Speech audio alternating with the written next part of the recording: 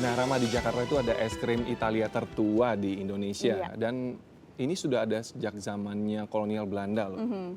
Dan rasanya itu ya, Rit ya. Aduh, enak banget. Legit. Pokoknya istimewa banget. Kamu lah. udah pernah coba rasa es krim Italia itu? Belum pernah sih, Rama, sampai saat ini ya. Produk lokal lah. Sekarang ini paling es krim lokal aja kan ya. Es krim lokal, tapi yang pasti kalau misalnya dari Italia ini biasanya kalau sekarang sih sudah ada gelato mungkin ya, tapi Iya.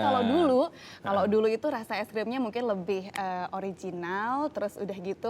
Yang penting adalah langsung ketika menyuap satu Jadi sendok es pengen krim, nostalgia langsung kembali ya. Nostalgia itu yang seperti apa ya? Maksudnya ini saya jadi curiga nih, kamu nyobain es krim yang kayak gimana yang zaman dulu? Kamu harus datang ke sini, Rit, karena di sini ya, di balik manis dan nikmatnya es krim yang akan kita ceritakan ini tersimpan kisah kepedulian terhadap sesama. Sang pemilik toko, Sias Mawardi, merawat dan mengajarkan anak-anak jalanan berbahasa Mandarin. Nah, Oke. kisah inspiratif ini sekaligus mengakhiri kebersamaan kita di Net 5 hari ini. Saya Rahma Hayuning Dia. Dan saya Farid Said, terima kasih. Dan Selamat beraktivitas.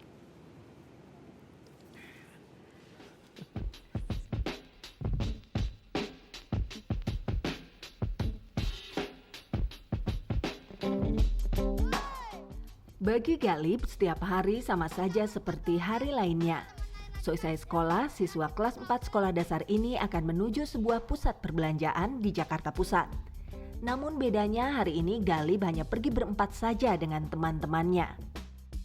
Biasanya rame sih puluhan orang, sekarang berempat.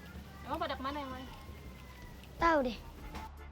Galib dan teman-temannya akan menuju pusat perbelanjaan yang terletak beberapa ratus meter dari tempat tinggal mereka di kawasan Duta Merlin, Jakarta Pusat.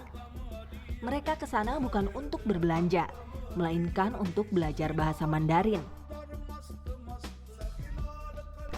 4 sekawan ini pun sengaja membawa payung agar seandainya hujan turun mereka dapat langsung menawarkan jasa ojek payung pada orang yang kehujanan.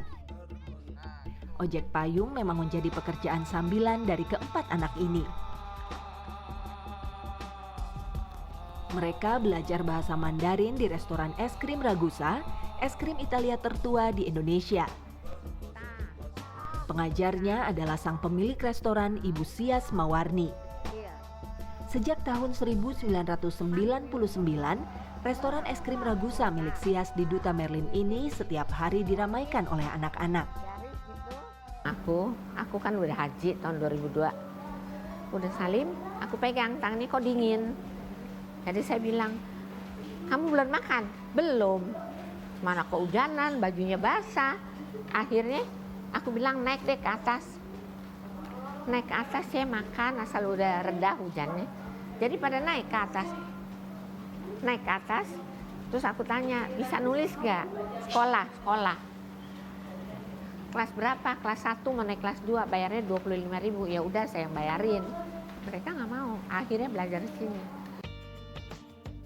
Bermula dari ajakan itu, anak-anak pun setiap hari bermain di sana.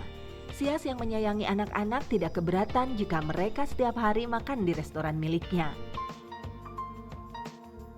Namun selang beberapa tahun, Sias mulai mengajarkan bahasa Mandarin pada mereka. Kebetulan wanita berusia 70 tahun ini adalah keturunan Tionghoa.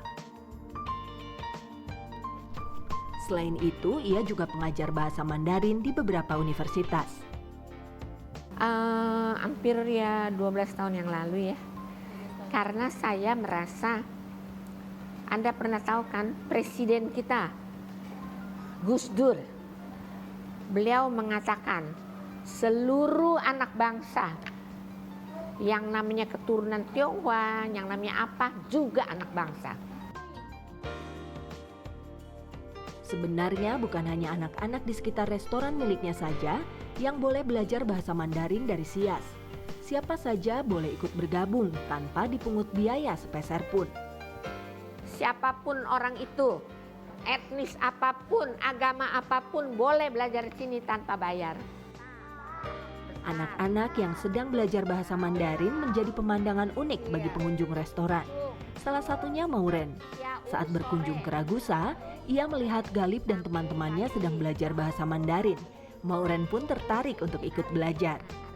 Dan saya juga mau belajar juga, karena buat saya ya bagus ya, hebat ya ibu seorang ibu ya. bisa udah punya restoran itu juga dia mau mengajar bahasa Mandarin kepada orang yang perlu belajar ya, supaya mengerti bahasa Mandarin. Gratis lagi, saya pun juga mau.